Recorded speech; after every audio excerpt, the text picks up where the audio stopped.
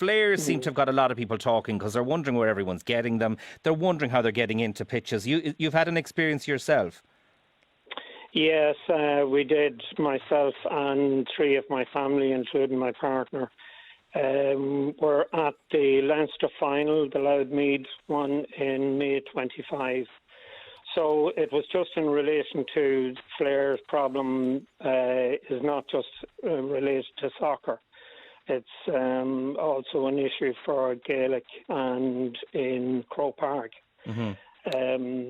What happened was we were booked tickets for Hill 16, and on the way in the crowd was very rowdy. The supporters, both sides, were very rowdy on the way in. A lot of them were off their heads, quite honestly, either drink or drugs or both. It was obvious. You think a lot of fans were off their heads, is what you said. This was more than just friendly rivalry or banter going into the match, you think?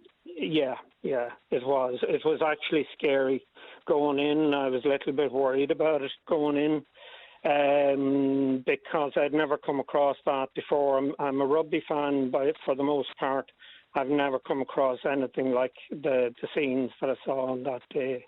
We're talking about the Leinster final in Croke Park last May. We're talking about Meath and Louth, but you say you've never seen anything like it among rugby fans here. I suppose this could happen among any sport, I suppose, is what we're saying in terms of flares or this behaviour. But go on, tell us what happened, Eamon.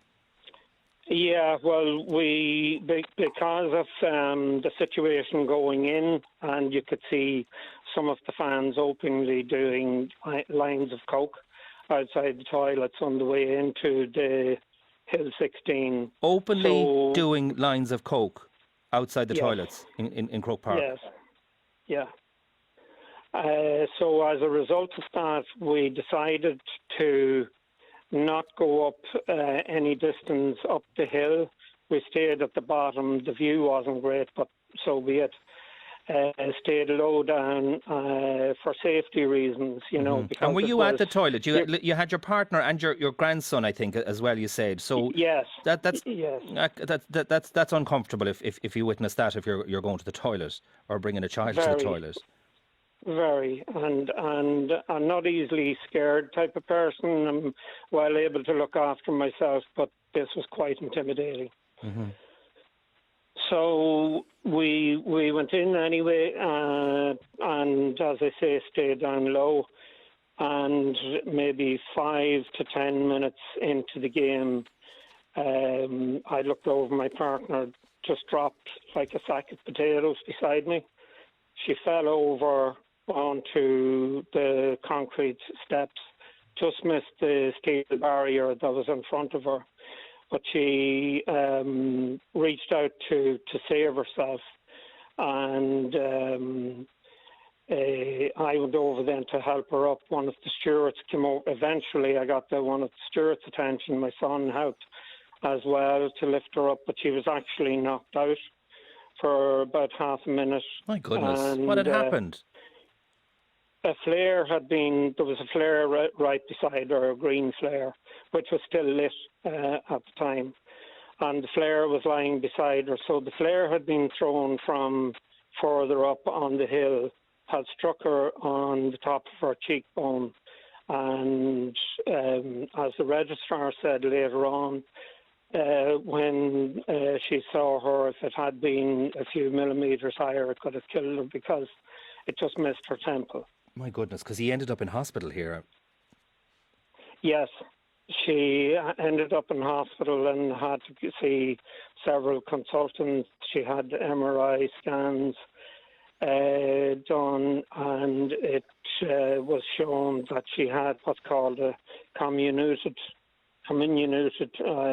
fracture, which is more than 3 fractures in the same area.